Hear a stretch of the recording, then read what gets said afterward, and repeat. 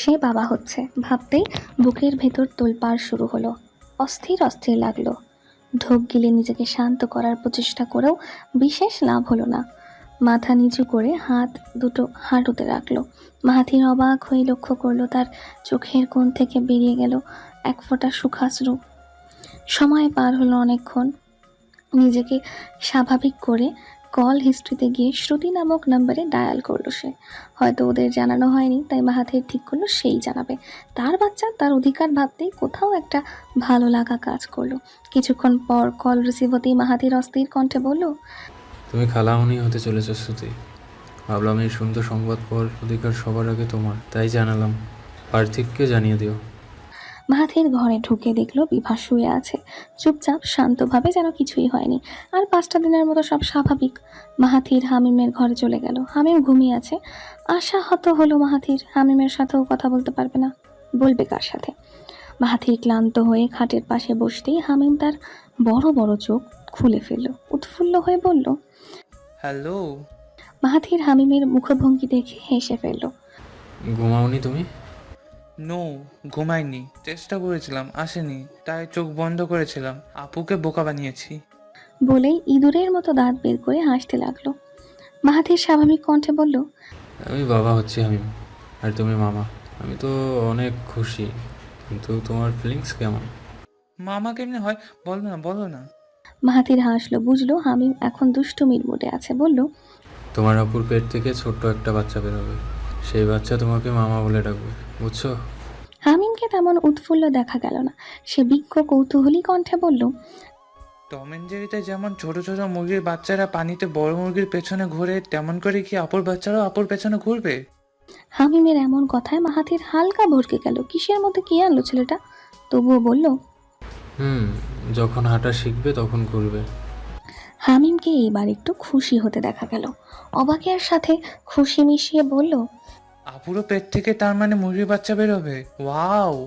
হামিমের মুখভঙ্গি দেখে না হেসে পারল না মাহাথির।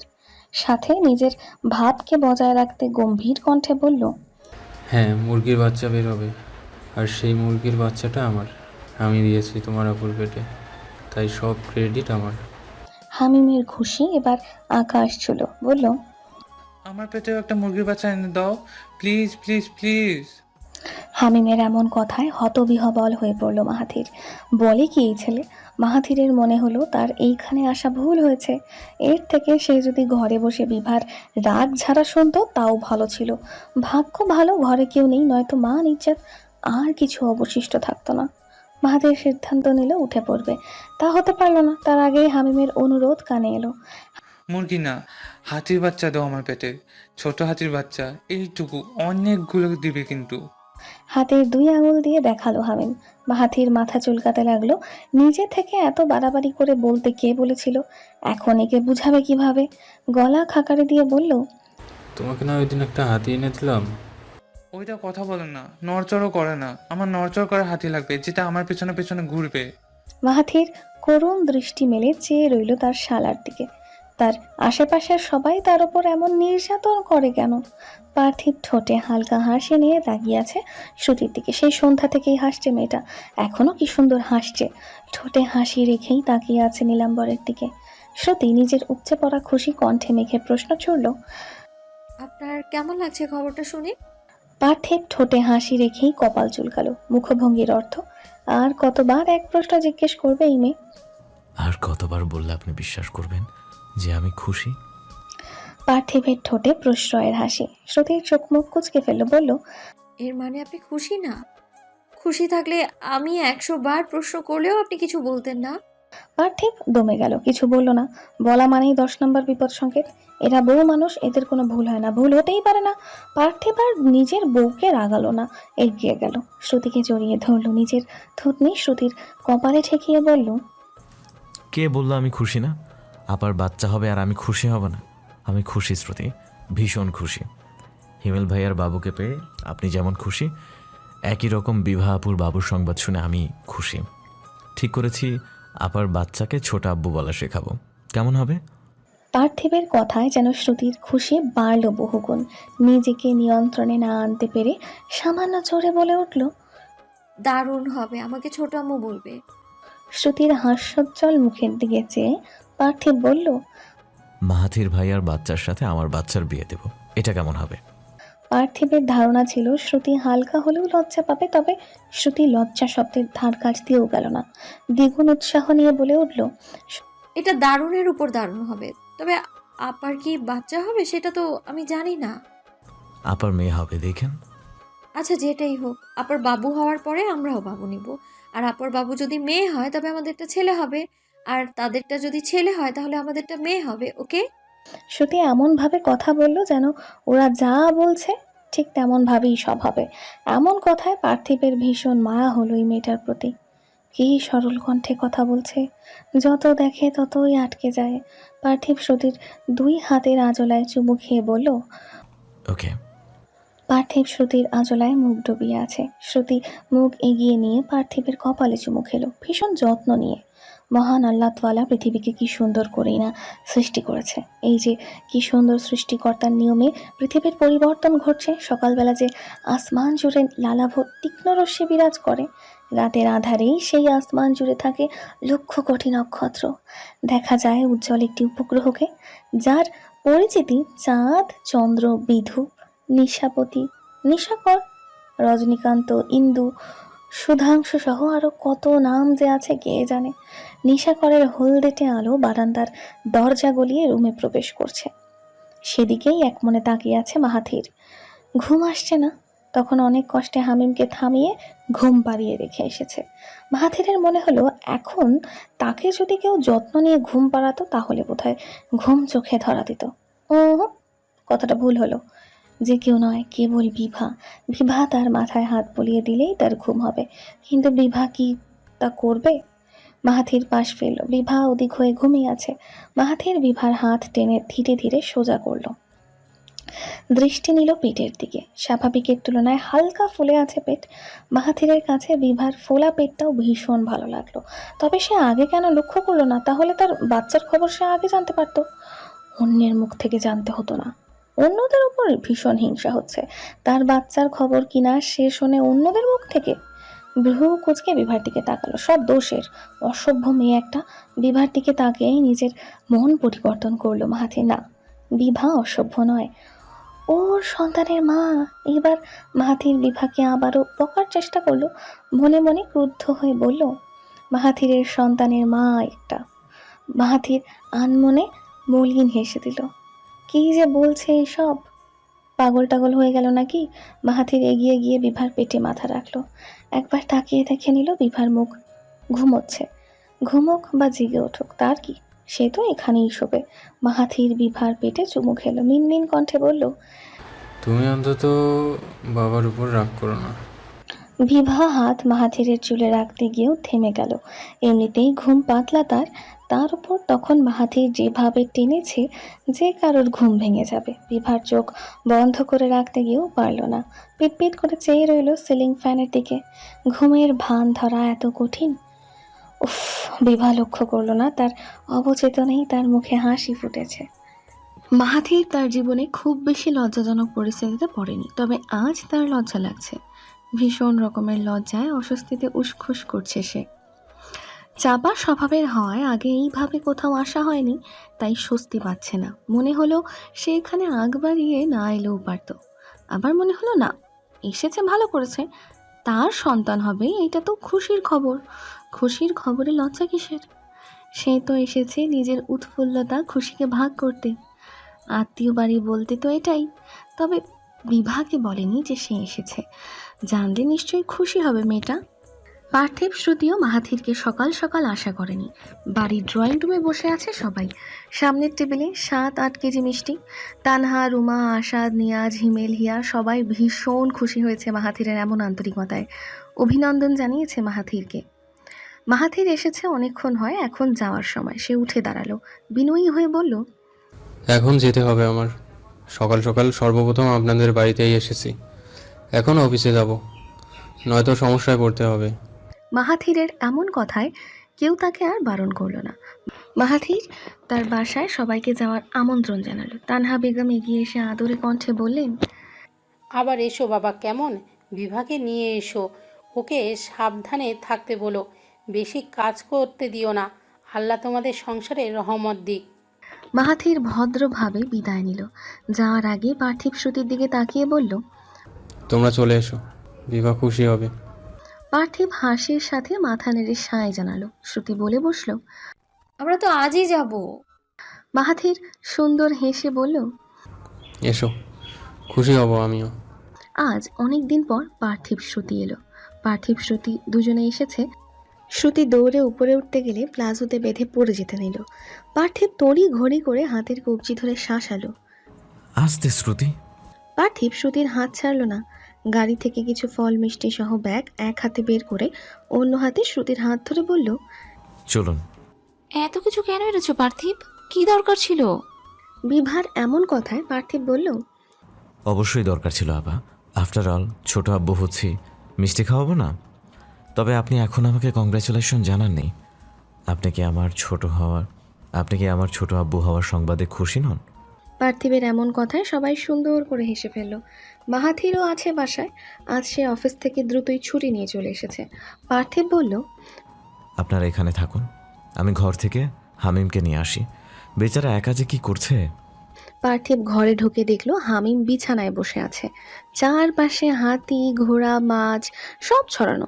পার্থিব সামনে এগিয়ে এসে বলল, দিনকাল কেমন চলছে হামিম শিকদার? হামিম চোখ তুলে তাকালো, শান্ত কণ্ঠে বলল, তুমি এতদিন কই ছিলে? ছিলাম কোথাও। বুকে এখনো ব্যথা করে, খারাপ লাগে। পায়ের অবস্থা কি?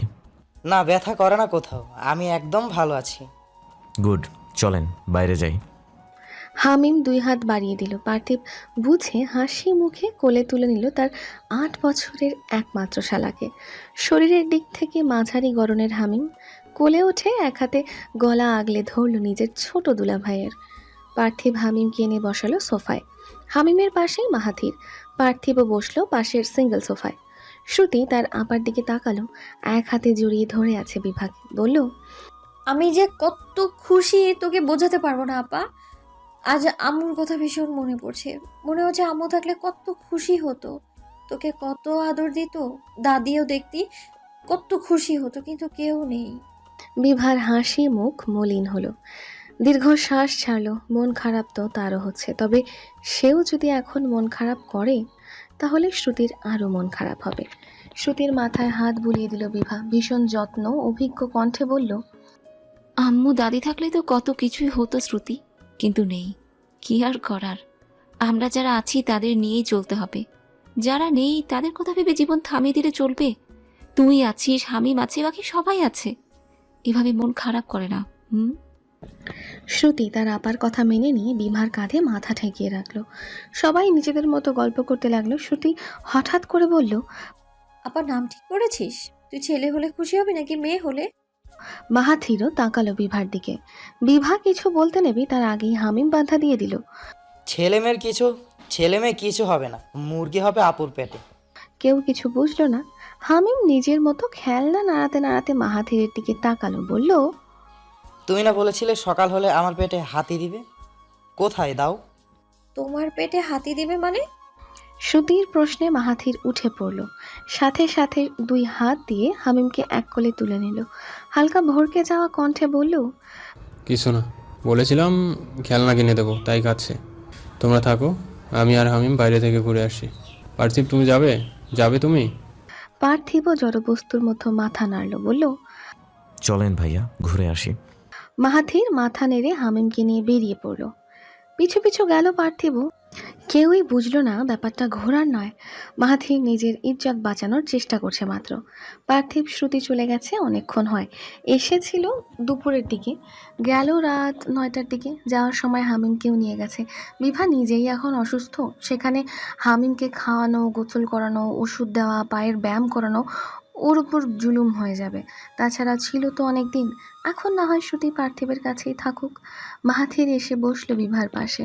বিভার হাতে হাত রেখে ইতস্ততভাবে গম্ভীর গলায় প্রশ্ন করল, তুমি খুশি তো বিভা? বুঝতে পারছি না খুশি কিনা। হয়তো খুশি, হয়তো না। মাহাথির আশাহত হলো। বিভার চুলে হাত বুলিয়ে বলল, আমার রাগ বাচ্চার উপর দেখাচ্ছ। আপনার উপর কোনো রাগ নেই আমার। রাগ না থাকলেও অভিমান আছে। কিছুই নেই মাহাথির, মাহাথির হাঁটু গেড়ে নিচে বসলো। বিভার 2 হাত মুঠোয় নিয়ে বলল, প্লিজ এভাবে মুখ ফিরিয়ে নিও না। আম সরি। আমার করা সব কাজের জন্য ক্ষমা চাচ্ছি আমি। প্লিজ ক্ষমা করে দাও। করলাম ক্ষমা, এবার উঠুন। না, তুমি করোনি ক্ষমা। বিভা প্লিজ, আমি বুঝতে পেরেছি আমার অন্যায়টা। এভাবে নিজেকে দূরে রেখে শাস্তি দিও না। ভালো লাগছে না মাহাথির, আমি ঘুমাবো। মাহাথিরের রাগ হচ্ছে, জেদ চাপছে। অনেক কষ্টে সে নিজেকে নিয়ন্ত্রণ রাখছে, জানে না নিজেকে আদেও ঠিক রাখতে পারবে কিনা। তবে সে দোষও কম করেনি। 8 মাসের প্রতিটা দিন একটা মানুষকে সে অবহেলা অপমান করেছে।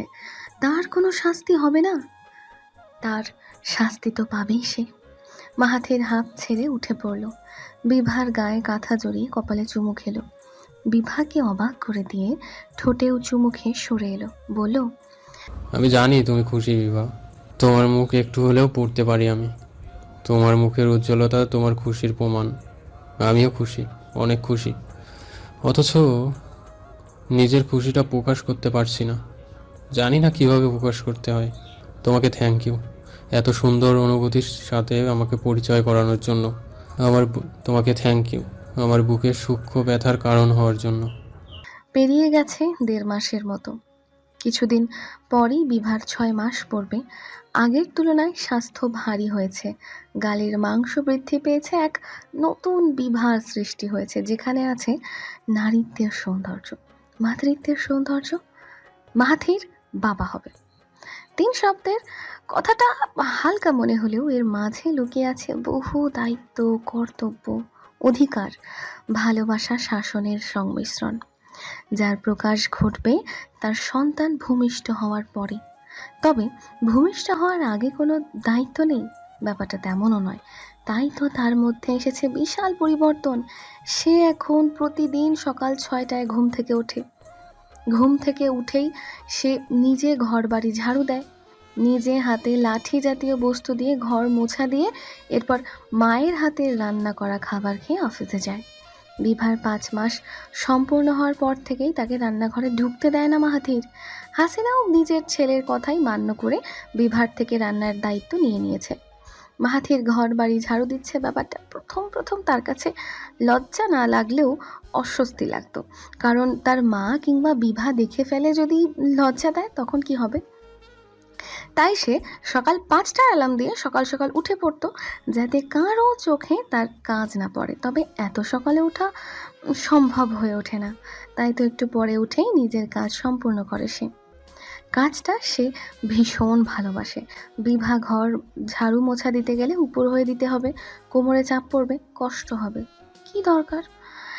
এর থেকে সেই না হয় একটু কষ্ট করুক।